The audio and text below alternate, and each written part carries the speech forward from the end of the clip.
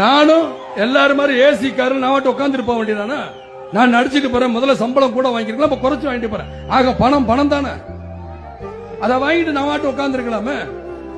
நான் இன்னைக்கு சென்னையில் அழகா எங்கேயோ ஒரு ஆட்டம் பாடிக்கிட்டு இருக்கலாம், பாட்டம் பாடிக்கிட்டு இருக்கலாம், சண்டை போட்டுக்கிட்டு இருக்கலாம், நடிச்சுக்கலாம். நடிக்கல, எனக்கு தேவையில்லை. நான் வரேன், ஏன் வரேன்? சரியா, ஒருவேளை வேற மாதிரி இருந்தா கூட நினைக்கல. ஆண்டவன் மனத்துல பாத்தீங்கன்னா எனக்கு 2 ஆம்பளை பிள்ளை, அவன் எதையோ சம்பாரிச்சுக்கிறான், எப்படியோ போட.